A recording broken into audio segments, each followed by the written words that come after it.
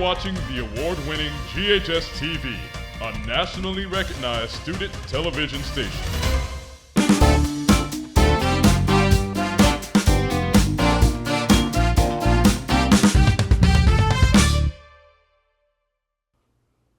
Hello and welcome to GHS-TV's award-winning talk show, Crosstalk. I'm Calvin Nicholson. Let's talk about you. What's going on in your life, whether you're at home or at school. Today we're going to dive into something that's all over the screens, social media. Let's be real. It's fun, addicting, and keeps us connected. Studies show that more than 90% of teens use social media daily. But it's not all about good vibes. Spending too much time online has been linked to depression, anxiety, and sleep issues, especially among teens. Sometimes the constant comparison or pressure to keep up can take a toll on our mental health. Joining me today is MSCS videographer Michael Wheeler and University of Memphis professor Dr. Tom Rock. We will talk about how social media shapes our lives, the good, the bad, and everything in between. Dr. Rock, thank you for joining me today. Well, thanks for the invitation. It's great to be back here at GHS. Mr. Wheeler, thank you for coming on the show with me today as well. Thank you for having me. I want to start with it as a whole. Social media has most definitely evolved since I'm pretty sure you guys were here when Facebook first came in. So you were live. I was born with Facebook. So you've seen a generation without the different social media platforms that we have today. So I want to talk about the good, the bad, and things of that nature. Dr. Rock, can you just tell me a little bit about how you feel social media has evolved since your day and being my age? Sure thing. Yeah, well, social media has become a dominant form of mass communication. It's how people keep up to date with what's happening in the world, what's happening with their families, what's happening in their lives, what's happening in their schools. So it has evolved from something that was really a niche thing maybe 15, 16 years ago to something that's the dominant form of mass communication today. Mr. Wheeler? Social media is a great invention. The early startings of it was really had a slow start, but it really gained popularity. So, I mean, it's a great way to chronicle people's journey through life. You don't flip through photo albums anymore. It's all digital now. There's a record of just some of the positive memories that people collect along the way. And I want to talk about the difference. You talk about how it's a mass media outlet now. So I want to talk just and dive a little bit into how today you can go from watching what would have been a 2-hour newscast to now in a minute and 30 seconds, you can hear what's going on around the world. So I want you to talk to the depths of how being in mass communications, talk to the depths of how that's evolved. Okay, well, great. Yeah. Well, I was in the news business for a long time, and I find that social media keeps people up to date on the news much better than any other form of media we've ever had in the past. If there's big news out there, breaking news, things happening, people find out about it on social media immediately. And you can know about what's happening in your school, in your town, around the world within seconds. So, social media is a great way to keep up to date with what's happening in the world, in your family, and in your schools. So there's a lot of positive things about being up to date and using social media. Mr. Wheeler, if you would just touch a little bit, you were in the news business for 10 plus years. So could you explain to me being out there, being able to capture the content, the reactions between what you may put on the 5 o'clock news basis when you would post it directly on social media and now everyone's already found out? Can you speak to the volumes of that? Oh, yeah. So definitely for 12 years of being in news, it was definitely a workflow of, hey, get to breaking news. Take a picture and send it in. And then we send it in with some brief information. People follow along pretty quickly.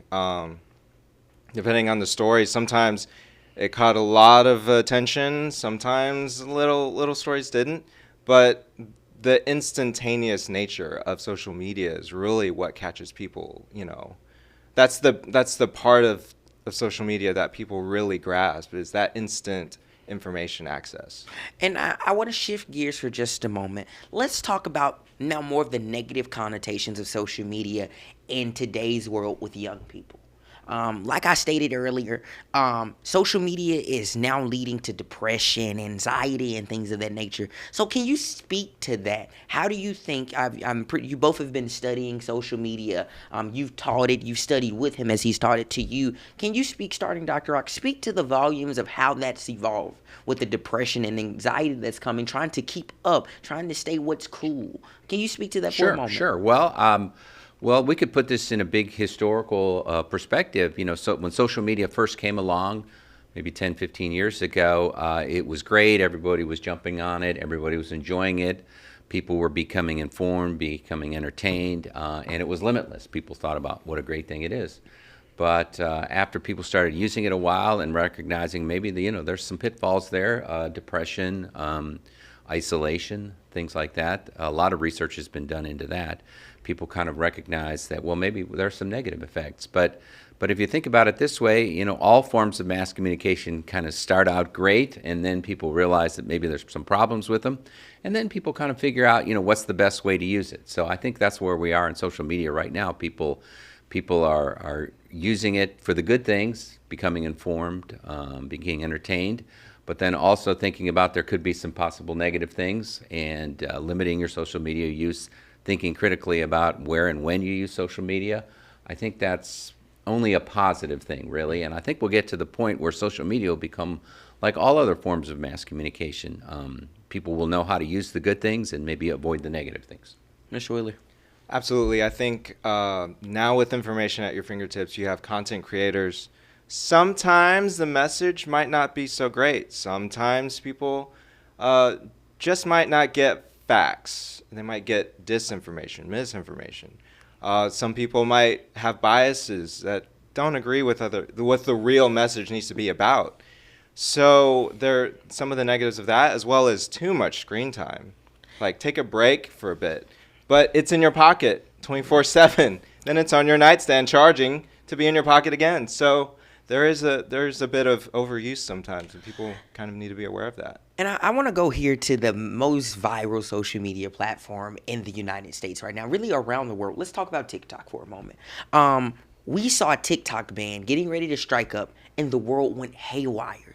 The world act like that we were taking water away from them. So I want to talk to how that TikTok ban really sent America into shock. Like, we were literally taking water off the shelves, and we were saying there were no more water. People were panicking because people have now made lives off of it. People get paid off of it. That is some people's lifestyle.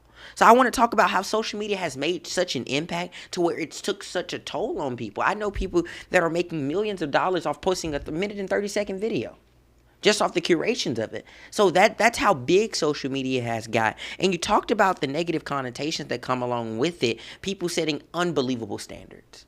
And I want to go there in just a moment. Let's talk about the unbelievable standards that people have set. I want to dive into that for just a moment. And I want you to talk about how the world responded to the shutdown of TikTok. Okay. Could you go ahead to it? Sure. Well, I think the best thing to say about TikTok and other forms of social media is, it is a form of media.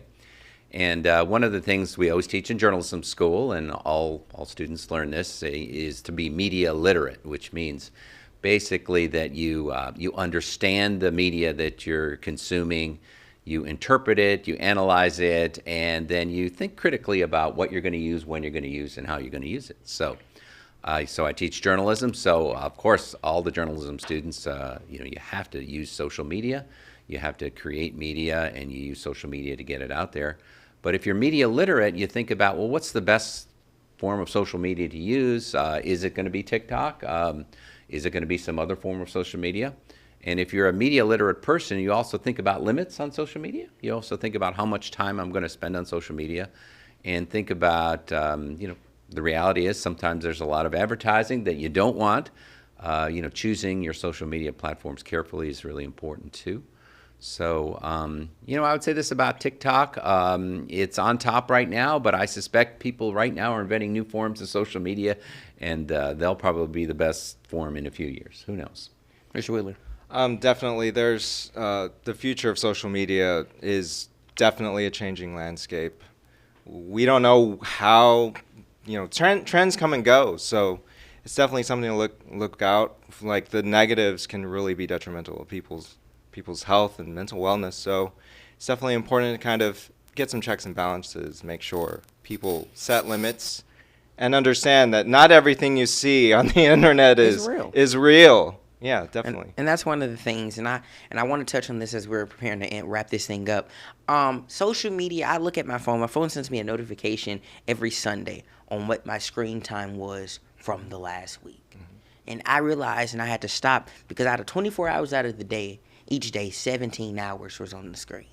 And that's scary. So that's really, it shows how we are in today's world and how we keep those phones glued to us. Dr. Rock, Mr. Wheeler, thank you both for joining me today. It has truly been a pleasure talking to you and picking your brains today. Thank you. Thank you for having us. All right, we're just getting started. Don't go anywhere. The group chat is going to be back after the break. So use the time wisely. Don't go doom scrolling. You're watching Crosstalk on GHS-TV. You're watching the award-winning GHS-TV, a nationally recognized student television station. Hello, and welcome to another season of Red Devil Postgame. So GHS-TV tries to model a real working station. I really thought it was cool when I first started studio and all the opportunities that it was able to provide for me. That would be 36 out of 36. It's a rigorous class that demands a lot from students. At times you are going to be thrown into the fire to where you're just going to have to figure it out yourself. Which is really great because then we gain more knowledge. Our teachers will give us how to start, but then we're left to make up the whole entire process. It just seems to me it's not enough space in the beginning. If it's not, let's figure out what we can do. They can be a producer, they can be a director, they can work graphics and learn audio.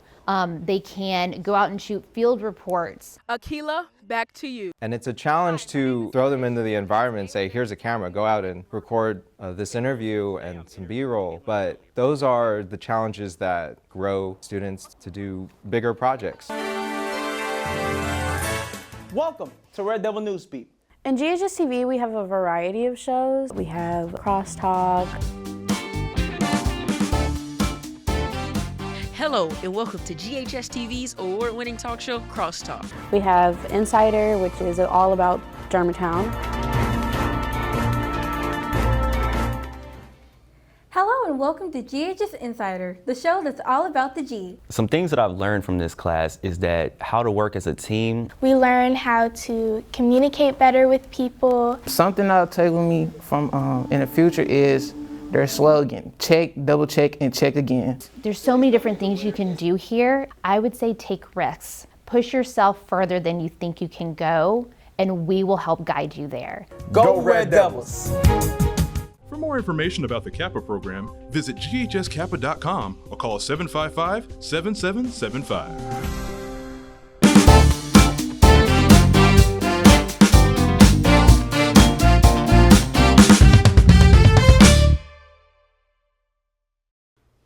Welcome back to Crosstalk. This week we're discussing the bad influences that social media has on our peers.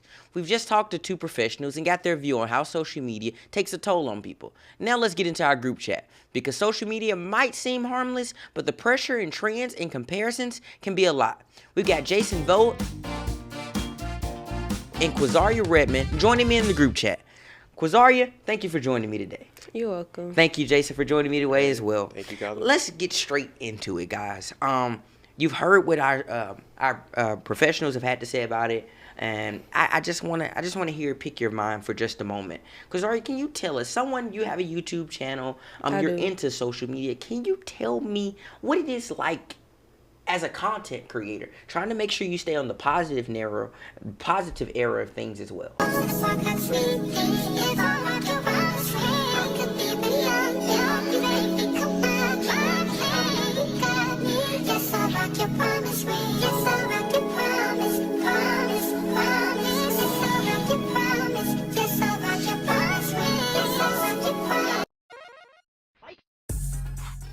Personally, with my YouTube channel, and I wouldn't completely say I am a content creator because, like you mentioned, with the other professionals, they make a living, they have a livelihood. But for me personally, as far as keeping it positive and negative, I like to be consistent. I like to put a very positive outlook of who I am onto social media because of the communities that I represent. I'm a black girl, I'm a young lady, I'm in Memphis, Tennessee, and I'm pretty sure, like, about social media, a lot of people around the world see the news that Memphis is struggling with a lot of things. So I like to put a good positive output of how we stand in a community that we are in. And as well as far as my interactions with the people who support me, like my YouTube channel and my comments. I get a lot of positive comments. I haven't really gotten negative ones. We're on a tour, and we can make buttons. Clock that T. Wake it up. Black Lives Matter. I'm gonna make a button. I don't know how to do it, but I'm gonna do it. I will say, so maybe I am putting a good outlook about Memphis into the world. Maybe that's why I haven't got too many negative ones. All right, Jason, so as a viewer, as someone who consumes all of the content that is put out, could you tell me, how do you feel about between the negative and positive connotations that are put out there? So I would say that you've always seen like these type of motivational videos you see online, and there's always some type of negative comments you always see, regardless, inevitably. But you always want to like just stay on that positive side of social media, really. And there's studies that show that, the more you just view that positive connotation more, the more likely you're to just view yourself positively and just people around you positively. Can you speak to the negative part of social media as well? I want to shift gears for just a moment, and let's speak to the negative part of social media, some of the things that weigh on our peers and weigh on ourselves sometimes. Yeah, so you've heard the saying, comparison is the thief of joy, right? Yeah, so I've seen a lot of videos of just people saying that, yeah, I've gone this rich at 17 or 18 years old, or I've gone this rich at 20 years old. I technically became a millionaire at the age of 15, and my routine has not changed till this day. It's like it creates, as you said, an unrealistic standard that puts on us teenagers to just try to go and strive to be something that is very, very, very unrealistic. And for me, I go to the gym, and I've also experienced these unrealistic expectations. Like at 15 years old, this guy benched 500 pounds. Like, what does that, like, how does that work? Yeah. Corzaria, can you tell us, looking from, like I said, being a content creator, I believe you are one, being a content creator, putting things out for the internet, on social media, can you tell us the unrealistic standard for a content creator nowadays? So let's talk about the negative connotations that are put out against the content creators themselves, not just what they're putting out to their viewers, but between each other. As you see, you have people that set unrealistic standards, like he said, and like I said earlier, they set unrealistic standards. Can you speak to that? As far as holding standards, I won't speak to, because I'm speaking for myself personally, I won't say that they're absolutely unrealistic, because there are people out here doing it. So I like to have a positive outlook on things. So another thing about having positivity on social media. But personally, a lot of things that a standard I would like to start holding myself up to is being very consistent. You know, I'm still a young girl. I'm in school. I have to maintain my grades. I have a job. But then on the back burner, I put my social media and my accounts and getting videos out. I have to edit those videos. Much like GHS-TV, I'm pretty sure you guys have to be editing a lot of the time. Like absolutely. A lot of the time, especially with having two different things going on. So initially you guys had 2 professors up here, but now you have 2 students. So I'm pretty sure a lot of people can be understanding with that aspect, but the world is not full of understanding people. So another standard is the amount of videos a week, or how long they could be. Because as far as me for right now, I don't do content creating for a living. I don't try to make money off of it. It was a thing I always saw as a young girl. Like certain YouTube channels, I wanted to do that. So this is just for the love and for the fun of it. But I don't see myself as making a livelihood. So I don't have certain videos that are 10 minutes long, or I want to say 15 minutes long, so I can make an income. I just do what I like and love to have a positive outlook on people who watch me. I put that on my mama, on my hood. I look fly, I look good. You can't touch my back. And you talked about the time of things. So now let's get into, like I said earlier, with our professionals, our experts. There used to be a time to where social media hadn't blew up as how it is now. And you used to have to watch the news, read the newspaper, and things of that nature. But like I said earlier, you can now go on and you can see a minute and 30-second video and figure out what's going on in the world. Can you speak to, do you believe that the attention span, I know my attention span, I barely last a minute and 30 seconds. Can you speak to that, Quazaria? Personally, even though I am on social media and I have content that I put out, I like to draw myself away from it at times so I don't get to that point. Because I heard you mention about the 17 hours a day for screen limits, because I know it can definitely get there. And it's a very real thing. It's not unrealistic at all, but I see those points from other people and I try to step away from it. So that may be another reason why I don't put out as much content, because I don't want to get myself too involved and make it my entire life. Because I do have outside aspirations. I don't want to just be a content creator or just be a person who makes TikToks or YouTube videos. And then, even though there is nothing wrong with that at all, because this is people's livelihood, as you mentioned earlier, it's just for me, I have more for myself. So I like to see myself do more things. Another point of focus could be, as far as me continuing with it, another thing would be the length of my videos. Like you said, I don't want them too long or too short, because I know people struggle with those attention spans. So I try to be considerate of people, but I'm not the only YouTuber in this world, so. Most definitely. Jason? Yeah. As a viewer, I've definitely seen effects on my attention span over the years. I mean, as a kid, I really excelled in school back then, because my ability to focus in one study session or something, it was off the charts. But now, like, I really can't even focus for like 20 minutes without having to just like pull out my phone and like just do a scroll break. And Jason, can we all agree, as we're preparing to close out the show, can we all agree, social media, our phones, they're addictions.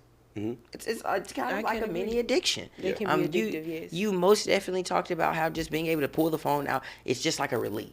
You just want to make sure the world is not burning down. Yeah. Quazaria, Jason, thank you both for joining me today. It's truly been a pleasure talking to you guys. You're welcome. Anytime. Before we wrap up the show today, let's remember that social media is not all negative. It's a space for people to be creative and have connections. It also gives a voice to those who might not have it otherwise. When using social media, just be mindful, inspire change, bring people together, and I would like to thank all of my guests that came onto the show today. And we've had some great conversations. For more information on our programming, please check us out on the web at GHS-TV.org, where we're streaming live 24 hours a day. You can also check us out on Facebook and Instagram. I'm Calvin Nicholson, and from all of us here at GHS-TV, thank you for watching Crosstalk, and I hope to see you again.